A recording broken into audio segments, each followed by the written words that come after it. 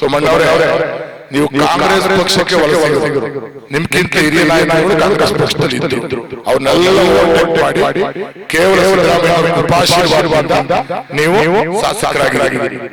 MC ಚಿಕ್ಕಣ್ಣವರ ಮೂಲಕ ಮಾಡಲಿಲ್ಲ. ಸಮುದಾಯಕ್ಕೆ ಆದಂತ ಕೊಡುಗೆ ಏನು?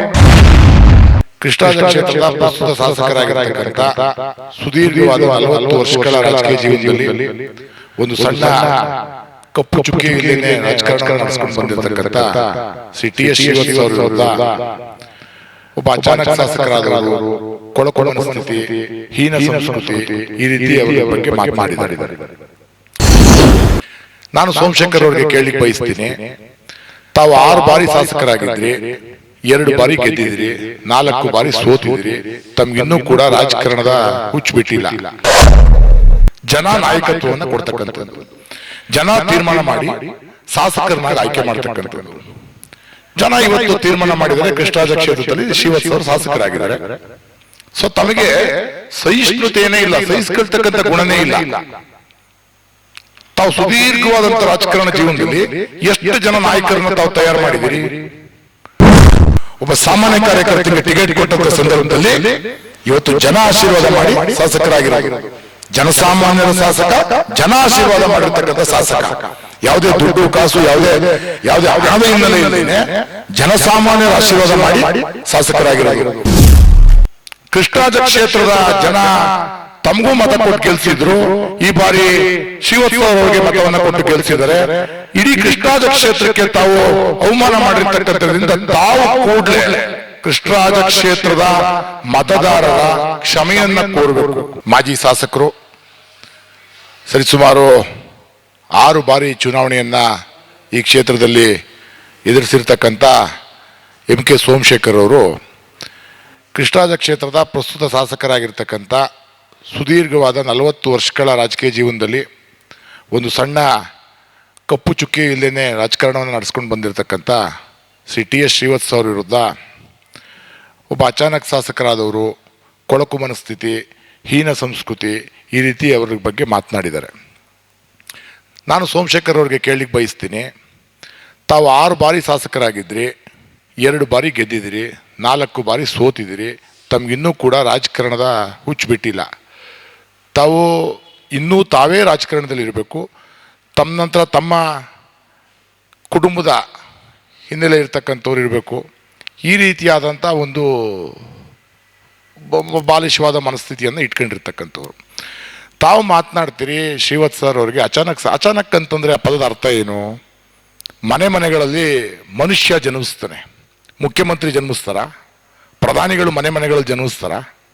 ಜನ ನಾಯಕತ್ವವನ್ನು ಕೊಡ್ತಕ್ಕಂಥದ್ದು, ಜನ ತೀರ್ಮಾನ ಮಾಡಿ ಶಾಸಕರನ್ನಾಗಿ ಆಯ್ಕೆ ಮಾಡ್ತಕ್ಕಂಥದ್ದು. ಜನ ಇವತ್ತು ತೀರ್ಮಾನ ಮಾಡಿದರೆ ಕೃಷ್ಣರಾಜ ಕ್ಷೇತ್ರದಲ್ಲಿ ಶ್ರೀವತ್ಸ ಅವರು ಶಾಸಕರಾಗಿದ್ದಾರೆ. ಸೊ ತಮಗೆ ಸಹಿಷ್ಣುತೆಯೇ ಇಲ್ಲ, ಸಹಿಸ್ಕೊಳ್ತಕ್ಕಂಥ ಗುಣನೇ ಇಲ್ಲ. ತಾವು ಸುದೀರ್ಘವಾದಂಥ ರಾಜಕಾರಣ ಜೀವನದಲ್ಲಿ ಎಷ್ಟು ಜನ ನಾಯಕರನ್ನ ತಾವು ತಯಾರು ಮಾಡಿದಿರಿ? ಒಬ್ಬ ಸಾಮಾನ್ಯ ಕಾರ್ಯಕರ್ತ ಇವತ್ತು ಶಾಸಕರಾಗಿ ತಮ್ಮ ಜೊತೆಗೆ ತಮ್ಮ ಪ್ರೆಸ್ನಲ್ಲಿ ಇನ್ನೊಬ್ರು ಇದ್ರು, ಅವ್ರು ಹೇಳಿದ್ದಾರೆ ವಿಧಾನಸೌಧಕ್ಕೆ ಹೋಗೋದು ಶಿಷ್ಟಾಚಾರದ ಪ್ರಕಾರ ಕೂರೋದು. ವಿಧಾನಸೌಧ ಇವತ್ತು ಶಾಸಕಾಂಗದ ದೇಗುಲ. ಅದಕ್ಕೆ ಶಾಸಕರಾಗಿರ್ತಕ್ಕಂಥವ್ರು ಅಲ್ಲಿ ಹೋಗಿ ಅಟೆಂಡ್ ಮಾಡೋದು ನಿಮ್ಮ ಪ್ರಕಾರ ಆಗಿರೋ ಅಕ್ಷಮ್ಯ ಅಪರಾಧ.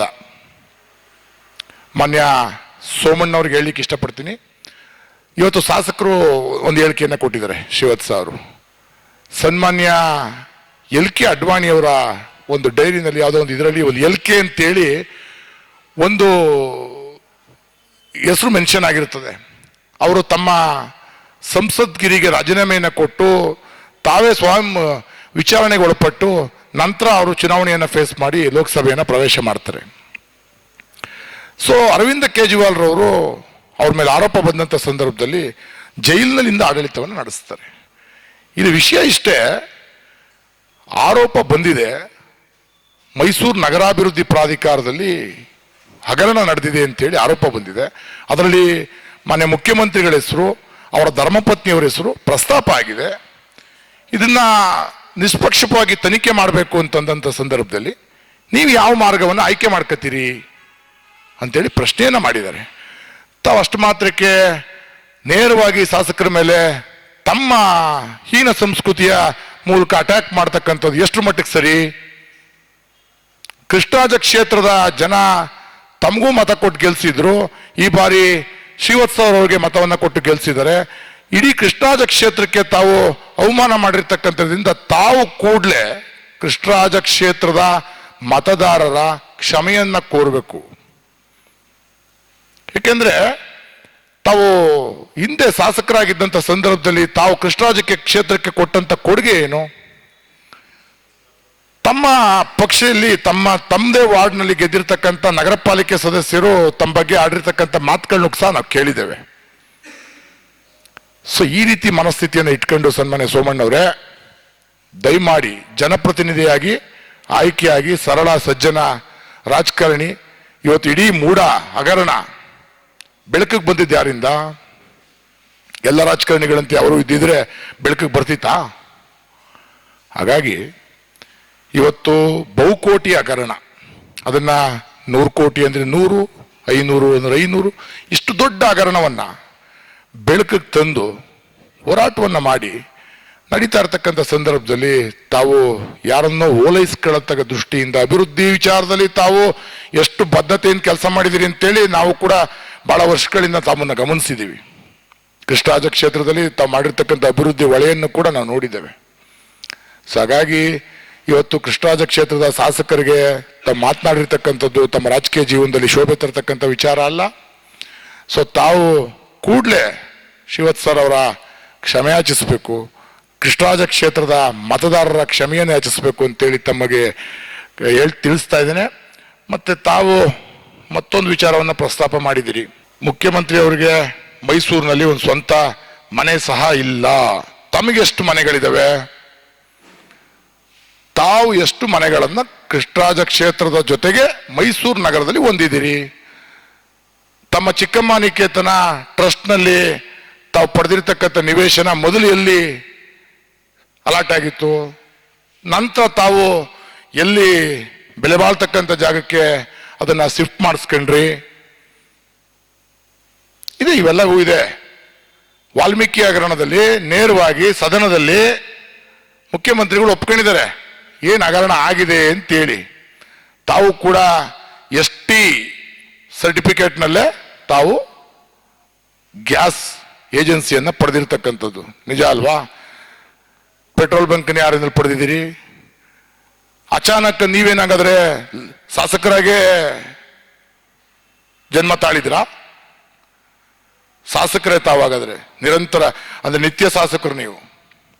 ಸೋಮಣ್ಣವರೇ, ನೀವು ಕಾಂಗ್ರೆಸ್ ಪಕ್ಷಕ್ಕೆ ವಲಸಿಗರು. ನಿಮ್ಗಿಂತ ಹಿರಿಯ ನಾಯಕರುಗಳು ಕಾಂಗ್ರೆಸ್ ಪಕ್ಷದಲ್ಲಿ ಇದ್ರು, ಅವ್ರನ್ನೆಲ್ಲ ಓವರ್ಟೇಕ್ ಮಾಡಿ ಕೇವಲ ಸಿದ್ದರಾಮಯ್ಯನವ್ರ ಕೃಪಾಶೀರ್ವಾದದಿಂದ ನೀವು ಶಾಸಕರಾಗಿದ್ದೀರಿ. MC ಚಿಕ್ಕಣ್ಣವ್ರನ್ನ ಮೂಲೆ ಗುಂಪು ನೀವು ಮಾಡ್ಲಿಲ್ವಾ? ಸಮುದಾಯಕ್ಕಾದ್ರೂ ತಮ್ಮ ಕೊಡುಗೆ ಏನು? MC ಚಿಕ್ಕಣ್ಣವ್ರ ಮೂಲೆ ಗುಂಪು ಮಾಡಿದಿರ್ತಾನೆ ತಾವು. ಅವ್ರು ಕಾರ್ಪೊರೇಟರ್ ಮಾಡಲಿಲ್ಲ, ಅವ್ರನ್ನ ನಿರಂತರವಾಗಿ 3 ಬಾರಿ ಅಲ್ವಾ ಶಂಕರಣ್ಣ, ನಿರಂತರವಾಗಿ ಆದವ್ರು ತಾವು ಬರೋಕ್ಕಿಂತ ಮುಂಚೆ. ಹಾಗಾಗಿ ತಾವು ಇದನ್ನೆಲ್ಲವನ್ನ ಮನಗಾಣಬೇಕು. ನೀವು ಯಾರನ್ನೋ ಓಲೈಸೋದಕ್ಕೋಸ್ಕರನೋ ಅಥವಾ ಇನ್ನೊಂದಕ್ಕೋಸ್ಕರನೋ ತಾವು ಕೃಷ್ಣರಾಜ ಕ್ಷೇತ್ರದಲ್ಲಿ ಶಾಸಕರಾಗಿದ್ದಂಥ ಸಂದರ್ಭದಲ್ಲಿ ಸಿದ್ದರಾಮಯ್ಯನವ್ರು ನಿಮ್ಮನ್ನ KSIC ಅಧ್ಯಕ್ಷರನ್ನಾಗಿ ಮಾಡಿದ್ರು.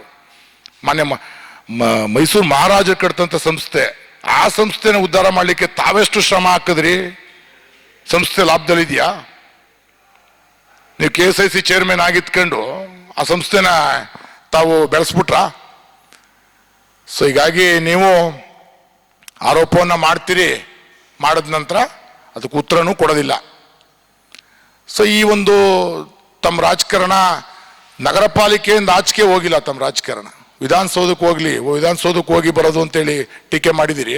ತಾವು ನಗರ ಪಾಲಿಕೆಯಿಂದ ಆಚೆ ಯೋಚನೆ ಮಾಡ್ತಕ್ಕಂಥ ಮನಸ್ಥಿತಿಯನ್ನೇ ಬೆಳೆಸ್ಕೊಂಡಿಲ್ಲ. ಸೊ ಹಾಗಾಗಿ ಇದೇನಿವತ್ತು ವಿರೋಧ ಪಕ್ಷದಲ್ಲಿ ಇತ್ಕೊಂಡು ಈ ಭಾಗದಲ್ಲಿ ಏಕೈಕ ಶಾಸಕರು ಏನು ಅನುದಾನವನ್ನು ತಂದು ಏನು ಕೆಲಸವನ್ನ ಮಾಡ್ತಿದ್ದಾರೆ, ಏನು ಇವತ್ತು ಕೃಷ್ಣರಾಜ ಕ್ಷೇತ್ರವನ್ನ ನಿತ್ಯ ನಿರಂತರವಾಗಿ ಸಂಪರ್ಕದಲ್ಲಿದ್ದು ಏನು ಜನಗಳ ಕಷ್ಟ ಸುಖಕ್ಕೆ ಸ್ಪಂದಿಸ್ತಾ ಇದ್ದಾರೆ, ಇದು ತಮಗೂ ಕೂಡ ಗೊತ್ತಿದೆ. ತಾವು ಕೂಡ ಬಹಳಷ್ಟು ಸಲ ಪ್ರಸ್ತಾಪ ಮಾಡಿರ್ತೀರಿ ಅಂತೇಳಿ ತಮ್ಮ ಜೊತೆಗಿರೋರು ಹೇಳ್ತಾರೆ. ಹಾಗಾಗಿ ಇವತ್ತೇನು ಒಬ್ಬ ಸರಳ ಶಾಸಕರು, ಸಜ್ಜನಿಕೆಯ ಶಾಸಕರು, ನಿಜವಾಗಿ ಅವರಿಗೆ ಅವರ ಪಿತ್ರಾಜಿತವಾಗಿ ಬಂದಂಥ ಒಂದು ಸೂರು, ಇವತ್ತು ಆ ಸೂರಿನಲ್ಲಿ ಅವರು ಇವತ್ತು ವಾಸ ಇದ್ದಾರೆ. ಸೊ ಯಾವುದೇ ಬಂಗ್ಲೆಗಳಲ್ಲಿ ವಾಸ ಇಲ್ಲ, ಯಾವುದೇ ಕಾಂಪ್ಲೆಕ್ಸು, ಚೌಟ್ರಿ, ಪೆಟ್ರೋಲ್ ಬಂಕ್ ಅವ್ರ ಹೆಸರಲ್ಲಿ ಇಲ್ಲ.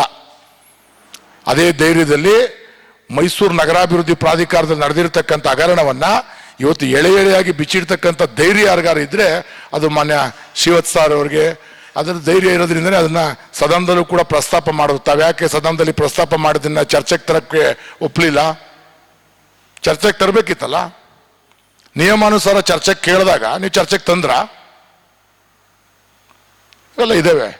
ಈ ರೀತಿ ರಾಜಕಾರಣದಲ್ಲಿ ಬಹಳ ಹೆಲ್ತಿ ರಾಜಕಾರಣವನ್ನು ಮಾಡಿದಷ್ಟು ಒಳ್ಳೆಯದು.